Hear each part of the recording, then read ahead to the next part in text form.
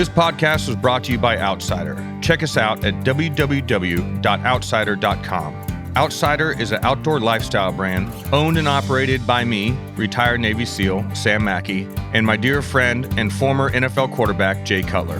At Outsider, we encourage everyone to get outside and enjoy all that life has to offer.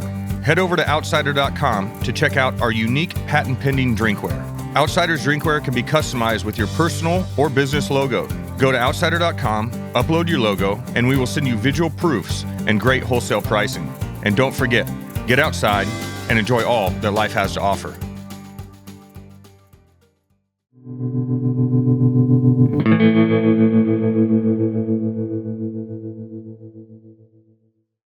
Welcome, everyone, to the next episode of the Take It Outside podcast brought to you by Outsider. I'm your host, Sam Mackey, and always I have my co-host here, Smoking Jay Cutler.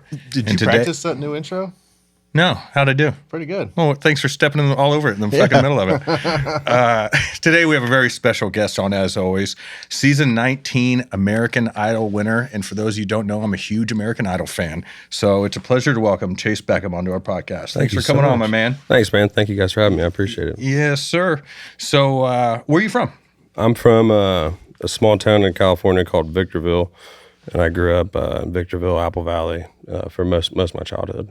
Victorville, is that up north in Northern California? No, it's down kind of close to Barstow, if you know where Barstow's at. But it's on the way out to Vegas. Like if you're going from LA to Vegas, it's like somewhere in the middle. Desert country. Yeah, desert. All right. Yeah. Any apples in Apple Valley? No. Yeah, no. I mean, actually, I planted a tree when, I don't know, that was like 3-4 years ago. So maybe, I don't know if they're growing yet. Yeah, we planted one. You know, Luke made a joke about it. So they felt inclined to plant an apple tree out there. I like it. What? It's Apple Valley. It needs some apples. It's like going to the Hidden Valley, not without any ranch. There used to be apples out there like 120 years ago or something. Really? There was like an apple orchard or something, but not anymore. All right. What was it like growing up out there in the desert? Man, it was definitely different than what a lot of people think. I think whenever you're growing up in California, for us it was just kind of finding stuff to do to entertain ourselves because, there wasn't a whole lot to do around there.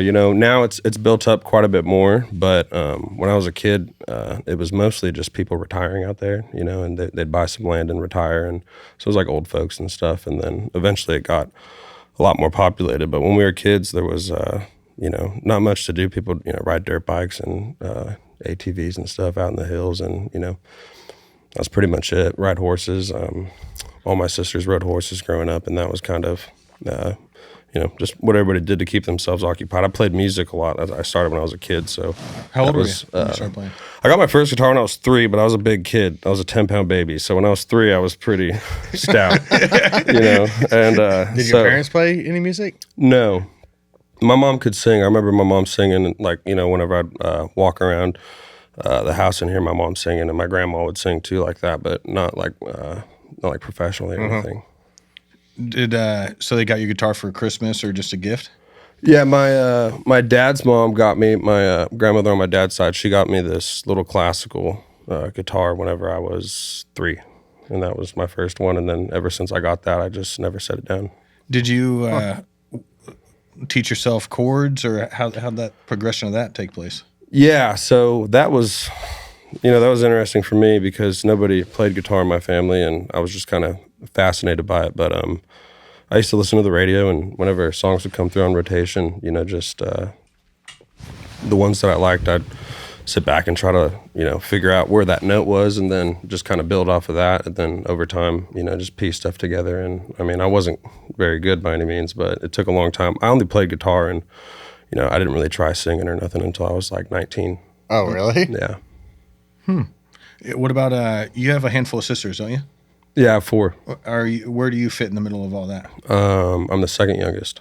Okay. Any of your sisters sing or play the guitar? No. Really? No.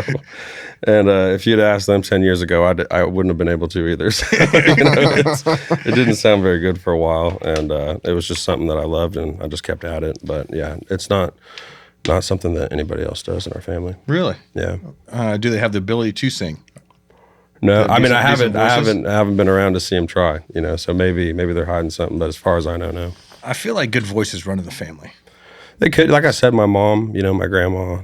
If it would be anybody, it'd be my sister Tiffany, because we're the only ones who are actually like full blood brother and sister. Okay, gotcha. So yeah, if it could be her, I'm sure she'd like it to be, but I don't think she can sing very well. Can you sing? No. Like if you were to do a karaoke song, you could pick the song, and a good karaoke singer, let's give him a 10. Where would you fall? 1 out of 10? Yeah. Oh, 5. Can't sing. You can't sing either. I can't sing worth a shit. I'm giving myself a 1. Oh, yeah. You know what I mean? But my enthusiasm, I'm going to get to maybe a 3. Yeah. With my crowd presence. But I don't think most people even try to sing. Like, I don't think I've ever really tried to sing. But I can't sing. I know that. Give us a little. I'm little good. I think I'm good.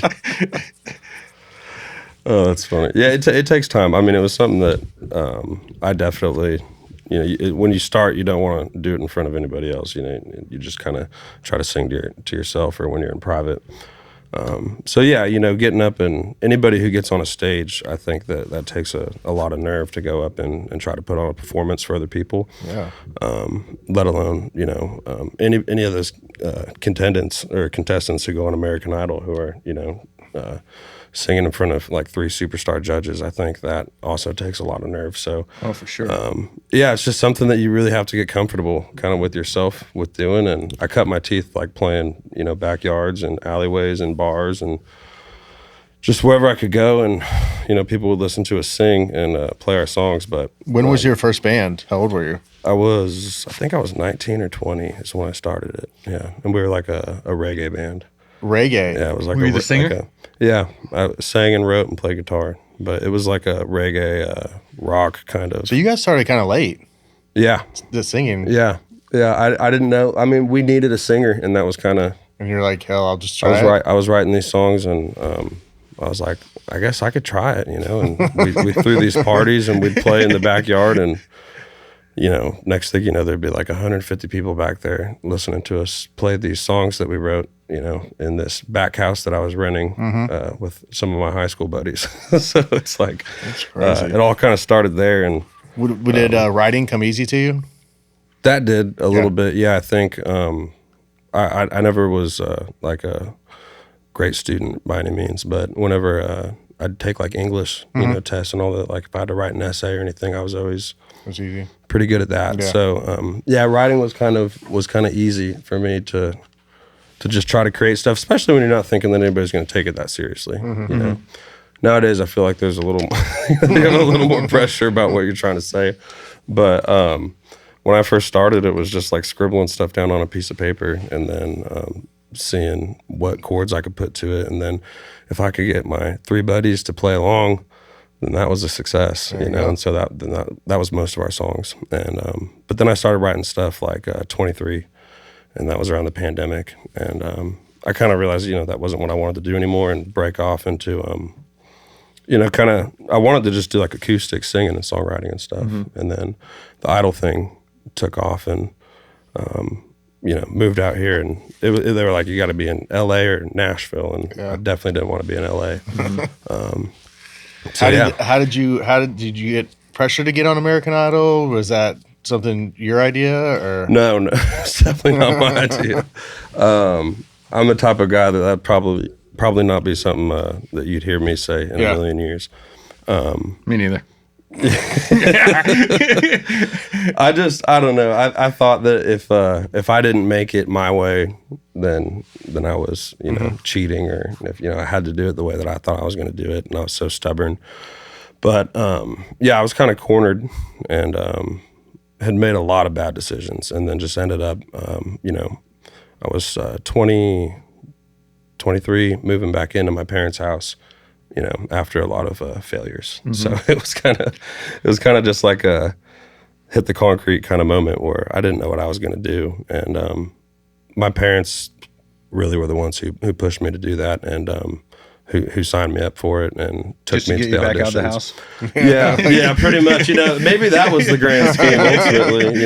At the time I was just in the worst place that I could be in, and I remember being like, isn't this a bad idea?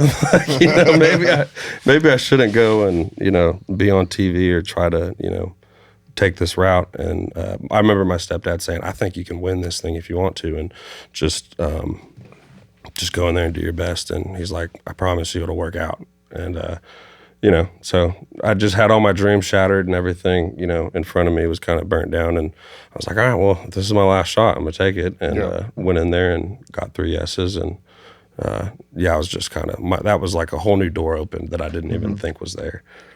So what was the initial step for you to get on American Idol? Did your parents call or find an audition spot? What's that look like?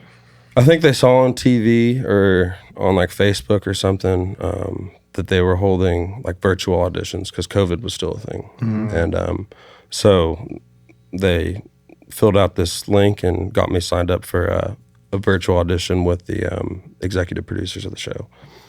And I sang for them. What Brings Life Also Kills by Colton Moore and the Clever Few. He's a Texas artist, but he's one of my favorites. At the time, that song was, helping me hang on. So I just sang it like I felt it. And, they put me through to the next producers, and they put me through to the next producers, and ended up being like a, 8-9 hour Zoom call that just went on and on and on. Yeah, and I was pissed that I had to do that because at the time I was already in bad graces at work, and I had to take a day off for it. And I wasn't happy about that. I was like, this isn't going to work. Tell my parents this is stupid. And they told me, hey, we'd love to actually have you come up to the beach. I forget where it was, in Northern California, kind of by Malibu, or not Northern, but just above Malibu, up north of LA. And they said, we want you to actually audition for Katie, Luke, and Lionel. And that was pretty cool. I got really excited about that, but then still just had a lot of doubt. Yeah. So yeah, my mom drove me up there. Come on, Mom. Go to audition. They put us up in this real nice hotel, and we stayed there for, once I got the ticket to, go onto the show, we stayed there for a couple more weeks, filming stuff and doing extra stuff for the show or whatever. And so, yeah, that was kind of where I was like, man, this could be something, and but then you get to the Hollywood Week part of it, and you're competing against 240 kids who have sang. Is that how many there were? How many kids were I don't know if 240, something like that. It's an insane amount. Like, and you're listening to everybody sing around you, and you're just like, oh shit. Like, I don't have a chance in hell of getting out of here, So I assume you were a little nervous when you walked out to sing in front of the judges for the first time. I watched your audition again this morning. It was phenomenal. Thanks. What was your mental process to get your shit in one sock before you went out there to sing? My heart was just beating through my chest, and I still don't think that was me singing like shaking pretty much. It's like my, heart beating in your chest and trying to get the breath for the words. And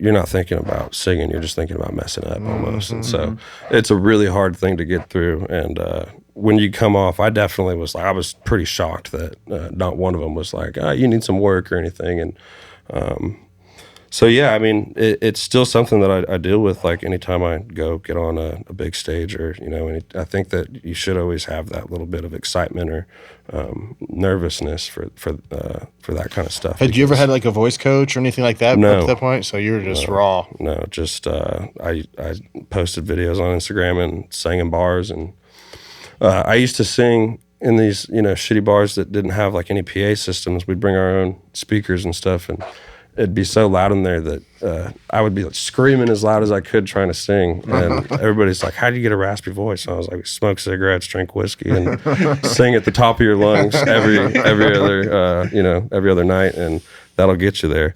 I didn't have any professional training or nothing like that. It was just kind of whatever I taught myself. So you make it through, they give you the yeses, and you're in Hollywood Week singing against all these folks, right? Do you, as a contestant, and to the other contestants, do you have what you think is a good idea? Like, he's going to be gone. Man, that's someone to watch out for. Yeah, I mean, well, there's always going to be that kind of stuff whenever you're put in a setting like that. You know what I mean? There's always going to be that kind of comparing and seeing who's at what level. But yeah, I mean, you'd be surprised. Some of the people that we didn't think were going to, stick around. And I think you learn pretty quick that you don't really know what's going to happen. Yeah. And towards the end, I tried to gauge it more off of like, we got to put singles out, right? And so I got to put out 23 on the show. And my way of kind of gauging where I was is I'd go look at everybody's numbers and see like what their streams were and how many people were actually going and listening to their music. Okay, gotcha. And that was kind of towards the very end. I think like maybe the last 2 episodes, that might have been what maybe gave me a little bit of confidence of like, I might make it out of here. Like, this is crazy. But I was up against a guy, Willie Spence, who was, in all technical forms of speaking, he was way better of a singer than I was. I mean, trumped me as far as all that goes. But, somehow I still was able to get what I was trying to say through to other people. So Relatability. yeah, I think so. Yeah, I mean, so that's kind of whenever you go through, it's not like just who's the best singer on that show. And I think that's, if you go into that show thinking like, I'm a great singer and I'm going to win, I sang against some people who were 10, 20 times better than I was, who were like classically trained singers. And I was blown away when one of them got sent home every time, because I was like, that person's incredible, so. How long is the American Idol journey, if you will? I think I started it in October or November, and then it spanned through to like May 21st. Oh, really? Oh, really? Yeah. It's long. So, I mean, but there's like on and off. So There's on and off bouts. So you have the initial, you go in for the judge audition, and then you get out of there and you do the Hollywood week like a few weeks later. And then you have to go back home. If you make it through all that, you have to go back home and work your regular job. And now you just go home and wait until they start doing the TV tapings. Oh, really? So yeah, there's like I think like a month period where you're just like doing your regular stuff, like hoping that, all of it's going to change. Were you telling people back at home that you made it onto the show? I was telling people I got on there. Yeah. I was fired up once I got on. Yeah. I was like, hey, you never know. Everybody at work was really excited.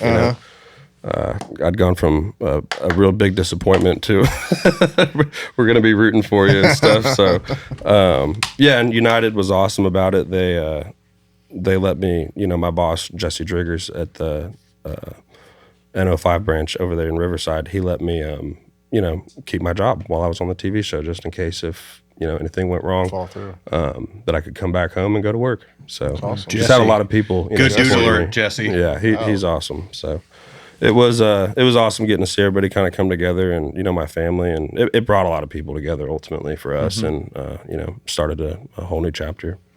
What was your favorite part of being on the show?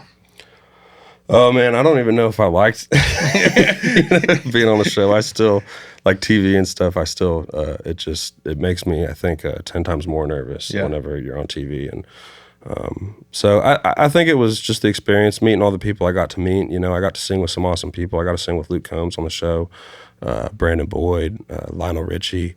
I got to meet Chris Martin from Coldplay, and just all these incredible people I never in a million years would have thought that I'd get to shake hands with. And it just led me on to so many other different things. So I think just the whole process, I'm grateful for it. What a transformation from the year prior, huh? Oh yeah. I mean, a lot of things have changed for sure. Some things have stayed the same too, but it's nice to be able to look back and see what direction you could have gone, and look at where you're at now and say, I'm happy with all that. Yeah. What's up, guys? Sam Mackey here. I want to tell you about today's sponsor, Spartan Forge. Spartan Forge has no doubt made me a more effective and efficient hunter. Spartan Forge was founded by former U.S. Special Operations Intelligence Officer Bill Thompson, who took his 21 years of military experience fighting the global war on terror and applied his learnings to his true love, whitetail hunting. My favorite feature on the Spartan Forge app is the LiDAR for finding draws and funnels. It also has an AI deer movement prediction tool, so you know when and where to go. It has historical wind plots for selecting stand locations, and Cyber Scout for just about anything else I need to know. Spartan Forge, a veteran-owned and operated American mapping and scouting company. Use promo code OUTSIDER20 to save 20% on a premium membership to Spartan Forge. That's OUTSIDER20, OUTSIDER20. This episode is brought to you by Code Blue Scents. Code Blue's famous from one deer to one bottle collection process is a breakthrough technique that guarantees the certified deer urine comes from a single deer rather than several, producing the purest, most potent scents. Check out Decode Unscented Field Spray. Their unscented field spray is specially formulated with medical-grade nano-silver particles to eliminate human odors. Easily suppress scents from pets, smoke, exhaust, and your own natural smell before entering the woods. Also, check out their new scent and scent elimination products. Check out PST, Pure Estrus Aerosol Spray. Irresistible doe estrus, now in a convenient, easy-to-use aerosol spray. This new formula allows you to apply the scent in short bursts with precision and zero mess. Simply spray it on branches, leaves, and more for maximum impact as you make your way to your hunting spot. Also check out Decode, Unscented Hair and Body Foam. This unscented, long-lasting hair and body foam is a perfect final step in your hunting prep. Just a few pumps distributed on your scalp and any other exposed skin rids away any unwanted traces of sweat and odor, giving you the competitive edge to go undetected by deer. Visit www.codebluescents.com and use promo code OUTSIDER15, that is OUTSIDER15, to receive 15% off all Code Blue products. Multiple use is okay, cannot be combined with other promotions. I think everyone needs to hit rock bottom every now and again. Yeah, I mean, you got to find out where it's at. Point, you know, it's a solid reset point. I think finding out where it's at is definitely a good thing. Maybe not a great thing, but builds character. Yeah, I'm right there with you. I got a little bit of trouble myself around that age, and then it led to me joining the Navy, and it was the best thing that ever happened to me. Yeah. So I think it's important to get a good recalibration on your compass at rock bottom. For sure. You know what I mean? Nowhere else to go but up. Yeah, you gotta figure something out, and I learned a lot through that process, man. And I think that there's a lot of things I still do, but I used to try to worry and control, all sorts of parts of my life that I had no control over. That it's just like things are gonna happen, and you can't really control everything. You could just do the best you can and put your best foot forward every day, and tomorrow's a new day. Hopefully you get it, and if you do, it's a blessing. So God just worked in crazy ways in my life, for me at least, that it really opened my eyes to just kind of living every day and appreciating what you got, and not taking it for granted, for sure, because it's crazy like how fast stuff can change. And That's a fact. Yeah. When did you write 23? Before all that, before the show, and actually I wrote it before I got in my car crash, and it's kind of like I just knew what was gonna, happen, and but me and my long-term girlfriend, who we're still together today, but at the time we'd split up, and I was kind of sitting at our house, and I wrote that song in 15-20 minutes and put it in my notebook, and never thought to show it to anybody. And when did it hit number one? This year in March this year, I think late March. Yeah. Great song. Thank you. Mm-hmm. Yeah, it's weird, having a song out for 3 years and then it goes, number one at radio, and I feel like it's just kind of kept going on and on and on, and but yeah, it's that song has given me so much life, and I'm just grateful that I sat down that day and wrote it. After you won, did you move to Nashville pretty much immediately? Like 2 weeks after. Oh, really? Yeah. Yeah, a few weeks after, I think. I flew out here right after, and met a bunch of people at the record label, met my manager, Carrie Edwards, and kind of got all this stuff sorted out. So whenever I got here, I kind of had a basis of who I was working with. And I went back home. I bought a pickup truck with my advance that I got from the record label. And what type of truck did you buy? Chevy Z71 Silverado Trail Boss. There you go. Ooh, Yeah. what color? It's silver. That was the only one I could get at the time. they said, we got this one in that color if you want it. It was crazy. People were lining up when trucks would pull into the lot trying to get them. People were trying to buy my truck. I was like, hey, that's mine. But That was crazy whenever, you couldn't get anything. yeah, you couldn't get nothing. And used trucks were going for like double the value. I do remember that. I totally forgot about all that. Yeah, I was trying to get a boat when I moved out here. The only two things I ever wanted was a new truck and a boat. And so I got my truck and I drove it out here, and I went to Bass Pro to go buy a boat. And they said, well, we can't get, this boat in for, at least 4 months. And I was like, well, that's not going to work. Like, I want to go fish right now. And, I have this money burning a hole in my pocket, and I want a boat. Someone take it. Those are the only two things that I wanted. Though. So I was like, "Oh, come on, you guys, you got to sell me a boat." And they said it's going to be a while. And I started thinking, and I was like, "Well, Luke knows all those guys over there at Bass Pro." And I called Carrie up, and I was like, "Hey, do you happen to know anybody over there that I need a boat that could like maybe hook me up with a boat?" And so I told her what one I wanted, and then paid for it, and then I went and picked it up, and it was like 2 times nicer than the one that I wanted. So I was really excited about that, but it was hard to get a boat. Even then, like I couldn't, if you had the cash in hand, still they didn't have them. So I think Carrie got me that boat in like 2 weeks. Nice work, Carrie. Was it a Ranger? Tracker. Tracker? Yeah, All Tracker Pro Team 175. Have you fished with the new, I always forget the name of them, but it's like a Doppler system sonar where you see the fish and you can see your lure in front of it. I think it's called Live Stream. Yeah, that Live Scope. Live Scope, that's it. Live Scope. Do you have one of those? No, I'm not that fancy. I'm still, I still like going to fishing in ponds and stuff. When I go out fishing on the lake, I just use my depth finder and my water temperature, and that's pretty much it. But I'd love to get all that stuff. What I really want is the auto lock troll motor, the GPS lock. Yeah. So that way you just stay. You don't so have actually to have an anchor, correct? It Yeah. just So keeps instead of rotating power around. poles, Yeah. I mean, power poles were a big thing like a few years ago because that was how you could just stay in one spot, like 20 foot of water. But they got GPS on the troll motors now, so you just drop a pin right where you're at, and it'll just keep you there. Keeps it there. Yeah. But I don't even get to fish anymore, man. So it's like What do you like to fish for? bass, largemouth. That's pretty much all I've ever fished for. I'll fish for trout, and I can fish for trout, catfish, and crappie, bluegill, that kind of stuff. But I love fishing for bass. I went down to South Texas last week with an organization called TBO, Texas Boys Outdoors, and we went trout fishing, but it was sea trout, and we hammered them. And those things, one thing I realized, I fish, but not a ton, but they hit so much harder than freshwater fish. Really? Oh, yeah. Yeah. I've only been deep sea once, and it was awesome. But it's Where was that at? off the coast of southern, like kind of on the way out to Catalina, probably in between Catalina and California. Not deep sea, but just a few miles off. And we went on a friend's boat, and we were just hitting tunas and whatever we could get to pull up. But that was pretty fun. I've never done any of that stuff. I got seasick the first time I ever tried to go. I was also really hungover the first time I ever tried to go. Story of my life with deep sea fishing. Ended up throwing up underneath this little 25-foot Mexican boat out, off the coast of Cancun somewhere for 4.5 hours. I think I've been on that boat.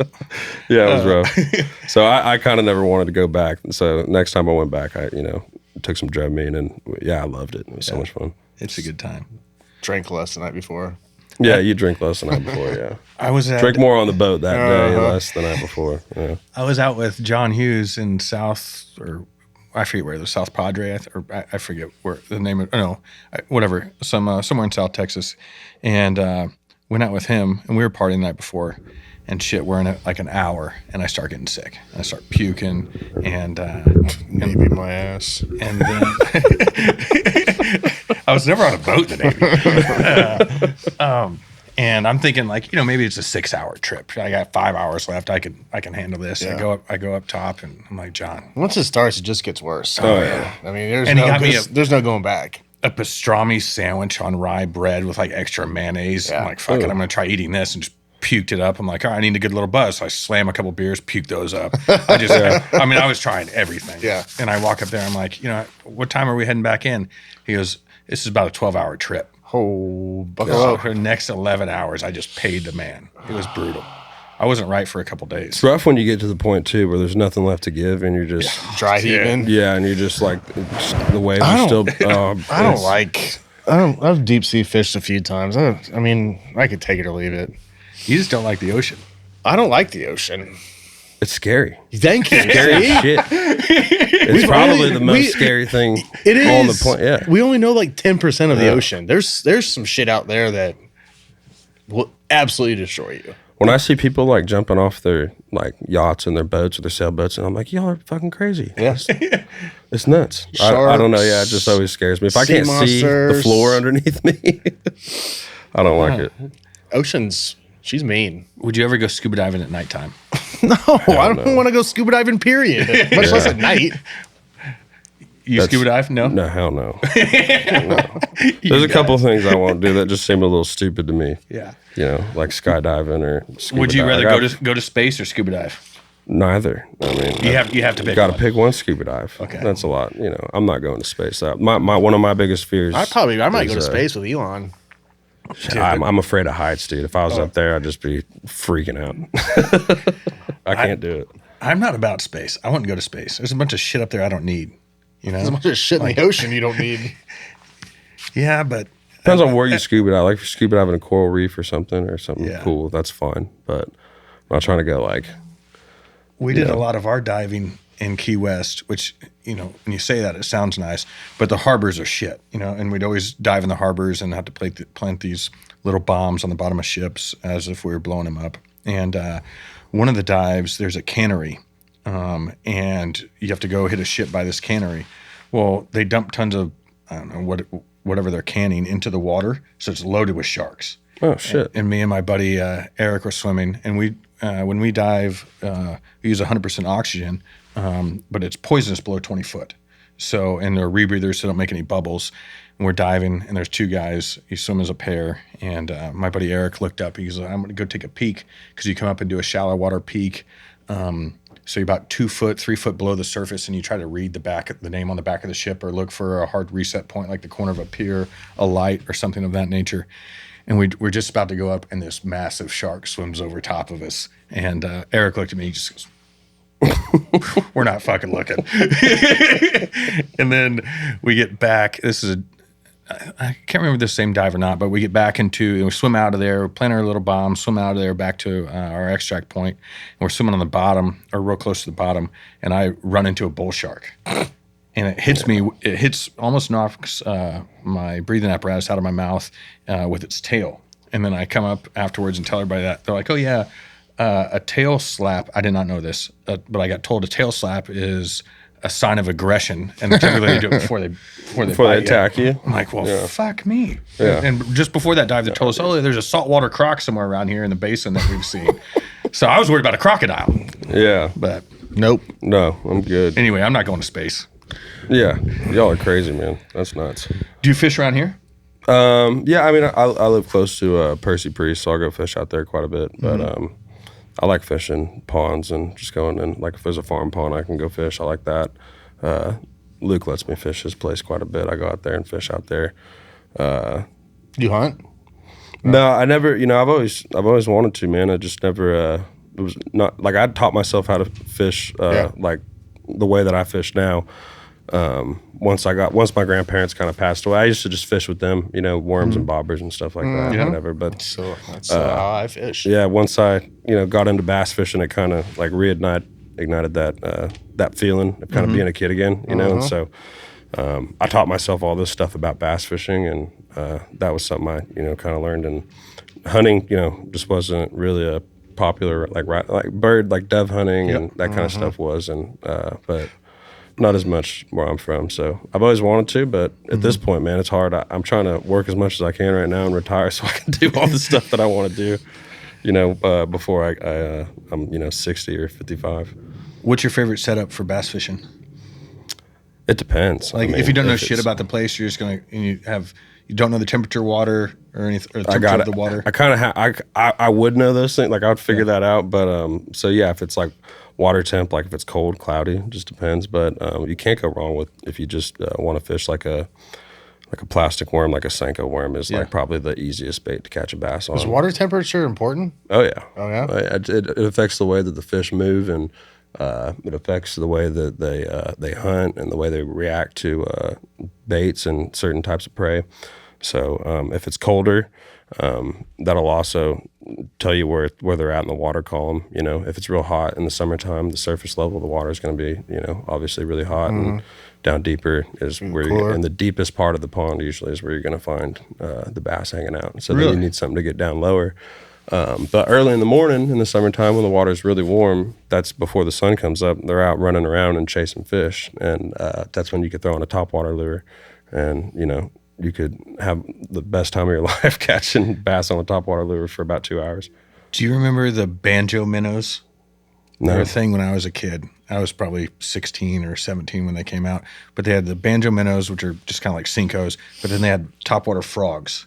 And that was my favorite lure in the world. Yeah. Just working a topwater frog and watching those fish come up and just hammer it. We were fishing the other day, and Ashley, she was dragging her, my girlfriend Ashley, she was dragging her, she got caught on some weeds, and she was dragging her Senko worm up and was pulling it across the top back to the boat. And this fish came and blew up on it. It was like 1 o'clock. It was 85 degrees out. It didn't make any sense to me. And I was like, that's interesting. So I grabbed my frog rod and threw it out there over the stump to where, you know, she just had him blow up right there, and drug it across, and he blew up on mine, and I just barely missed him. So I threw it back out there, and, you know, and then caught him. So it was a good size one? Yeah, he was like 4 pounds, 4 or 5 that's a good pounds. one. But it's fun once you know, I used to geek out on that stuff. I'd sit and watch Bill dance videos all night. Me too. You know, try to learn what kind of colors worm I should throw if, you know, the clouds are over here at this time of the day, and all this stuff that kind of goes along with bass fishing. And it's just an endless thing that you could get into, you know, knots, lines, and fishing rods and types of rods, lightweight, you know, how to catch them when it's cold, how to catch them when it's hot.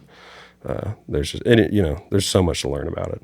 And there's a lot to blame it on when you don't catch fish, if you know that much. You know what I mean? Yeah, exactly. You know, so I mean, I hate getting skunked, so I usually try, if I don't catch any bass, then I'll try to get some like a catfish or like a bluegill or something. But Do you like living in Nashville so far? yeah, it's been great. I mean, I'm really never here, man. You know, so it's awesome getting to tour the country and stuff. But I'd love to spend, you know, more time at home and doing stuff at home. It's good to be busy, though. It's great to be busy. So when I'm here, I love it, you know, and we're out looking for houses right now. So I've been here for about 3 years, and now we're looking to, you know, buy a place somewhere. So yeah, it's definitely going to be where we're going to be for a while. Nice. Yeah. Where you go next? You on tour now? Yeah, kind of wrapping up, but we're going to California, opening up for Parker McCollum for 3 more shows. So we got Anaheim, San Diego, and State Line, Nevada. Nice. So Where are you playing in San Diego? Gotcha. San Diego? somewhere in San Diego, someplace. They'll get them there. Yeah, we'll be there. I know Anaheim, we're playing the Honda Center. That's pretty cool for me because that's like, you know, growing up, that was like you'd have the ducks and, you know, the movies and all that. So getting to play the pond, that'll be pretty cool. Like home feet for me. Mm-hmm. Kitty and I's first date was at the amphitheater in San Diego. Really? Mm-hmm. Got in a fight. She cried. Didn't go well. First date? Look at us now. Yep. Why did she cry in the first date? So we show up. We're tailgating. Show up, and it's a group of her friends, a group of my friends, and there was. We're on the lawn. Show up, and there's this girl laying there with her skirt up around her waist. So I go over and I pull her skirt down, and she's obviously very intoxicated. And I'm like, "Who are you with?" And she's like, "Oh, my boyfriend." I'm like, "Well, where's he at?" She's like, "On top of the hill." And I'm like, "Well, give him a call." So she breaks out her razor, you know, and dials it up. And so I pick up the phone. I'm like, "Hey, buddy." He gets a little mouthy, and I'm like, "Your girlfriend's in bad shape. You need to come get her." And he keeps being mouthy. So I'm like, "Hey, where you at?" He said he's on top of the hill getting a beer. I'm like, "All right, I'll meet you up there." So me and my buddy Brendan Looney go up there, and I'm like, "All right, where are you at?" I'm on top of the hill. I'm like, "Put your hand in the air." Put his hand in the air. I'm like, "Yeah." I put my hand in the air. He walks over. And when he walks over, I just lied to him. I slap him and then open hand and then drag him down the hill. And he's trying to stand up, and my buddy Brendan's like kicking him in the ass when he's trying to stand up, walking down the hill. This story took a drastic change here. We're trying to help a girl. Now we're beating somebody up. And so then we get him down there, and it's in between. I think Brad Paisley was playing. We didn't see who was opening up for him, I don't think, and because we were in the parking lot drinking beer. And then we get him down there, and I'm holding him. And I remember there's puke there, and I told him, like, "Hey, I'm about to rub your face in this puke. This is his girlfriend's puke." I'm like, "You need to pick her up and take care of her and get her out of there." And then he says something. I'm like, hey, dude, these lights are about to go out, and I'm going to ruin your world. And then he picks his girlfriend up, and they walk off, and I look over, and Katie's just bawling on one of her friends. And here I am thinking I did something good. I'm like, oh, shit. Debatable.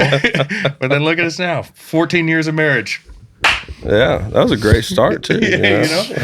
Just gotta let them know where you stand sometimes. Yeah. She'll say she hates it, but she loved it. Fair enough. Yeah. Fair enough. But anyway, so you in the middle of writing a lot of songs right now after touring. What's the plan next? What's the next plan? Yeah, it's been an interesting year for me. Usually I'd be playing shows, come home, write, and then go back out on the road, play shows, come back, write. And I did that for 2 years, and I just got kind of burnt out. I didn't want to keep on doing that in the sense of I didn't have anything to say, and I didn't have anything creative in my head that was like, oh, let's turn this into a song. And, I remember working and doing stuff and, just dealing with regular stuff. I'd come up with ideas all the time because I'd be like, oh, there's a song there, there's a song there. But once you get into doing the same stuff pretty repetitively and, playing shows and coming back and playing shows, coming back and you don't really like live in between that. Yeah. You just kind of run out of juice, you know? So I got to the point where I think I wrote every idea I could come up with, and I was like, I don't think there's another song out there that could be written, and so I told my publisher, what every publisher wants to hear. I'm like, hey man, I want to kind of take some time off writing this year, and I got a lot of shows. I started off in Australia this year, came back toward Canada, and then have been everywhere in between the United States, California, New York since then. So I was like, I just want to come home and, go fish or go play golf and just live a little bit, hang out and not do all that right now. And so we kind of just took most of the year off writing, and I just started up again. And so I'll bring some of my favorite guys I like to work with. They'll come out with me on the road and ride on the bus and write songs with me. And that's what we've been doing the last 2 months. So nice. It's in the midst of just working on new stuff and seeing where it goes. And I just put out my debut album this year, and that was a big accomplishment for me to get that done. So it's kind of just like, man, I'm gonna let myself breathe for a little bit and try to come up with some new stuff. And that's what I've been doing lately.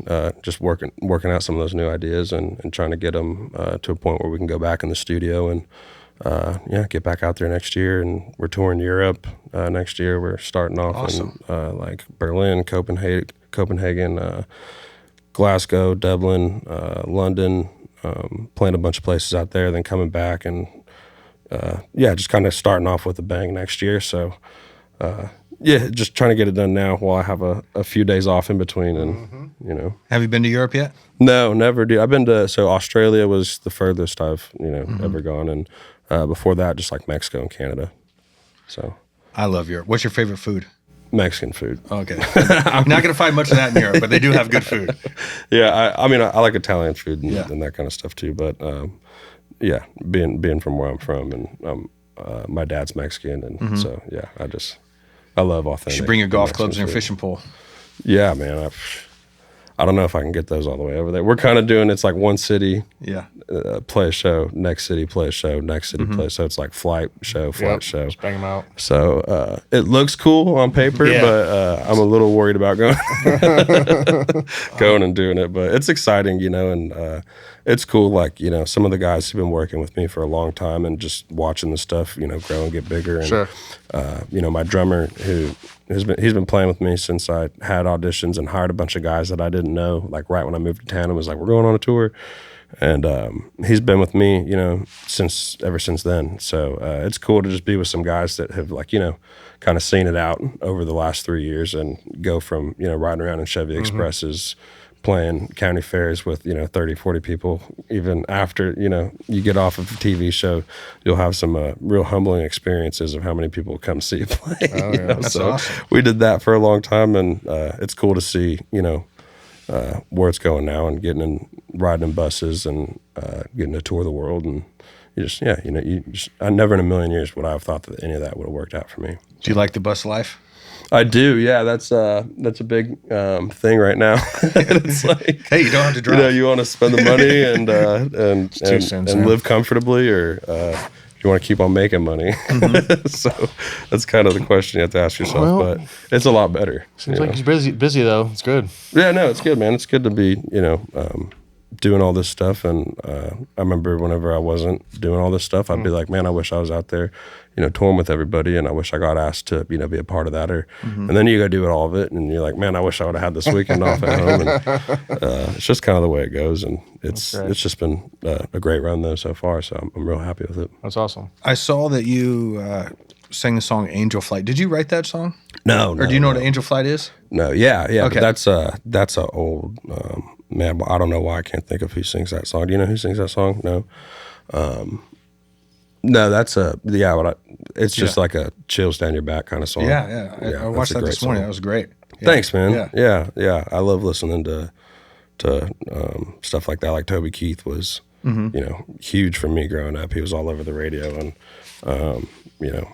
all my parents, real proud Americans, so just that kind of stuff whenever I was a kid would always make me feel like, just being a part of something bigger. So I've always loved that kind of stuff, and songs that talk about, anybody who's, served our country, just always kind of, almost already make you want to cry as soon as you start listening to them. Yeah. So great song.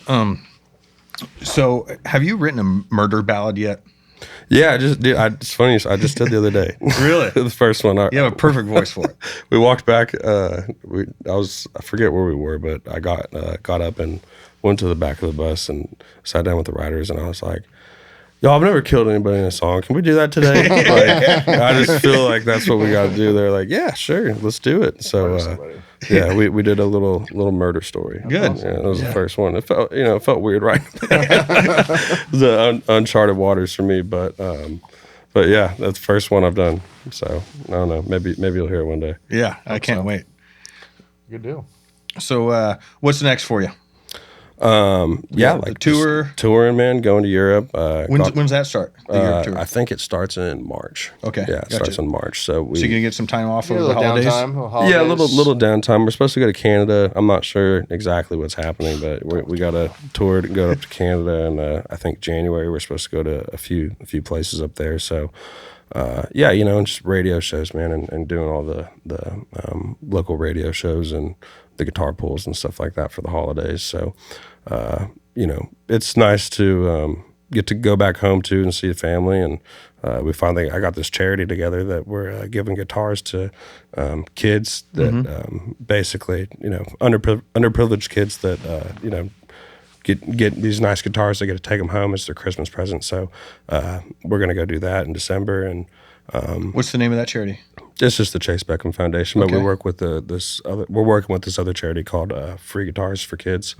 And so excited to get that going. I always wanted to do something like that, and just try to give back in a kind of way to specifically where I'm from. A lot of those kids, man, that it seems like that's your whole world when you live out there. So you don't think that there's anything else out there almost, because it's just all right there, and it's kind of hard. There's not a lot of people who've gone out and done anything too crazy from there. Like Roy Rogers is like one of the most famous people from my hometown, and it's just not a very common place for people to like branch out and go do stuff crazy. So getting to go back and hopefully give those kids the imagination to write music or do whatever, play sports. Hopefully we'll get to do more stuff later on, but that's something that I'm really excited about getting started this year. So do that in December and have Christmas with the folks and Thanksgiving and see what happens next year. In Europe.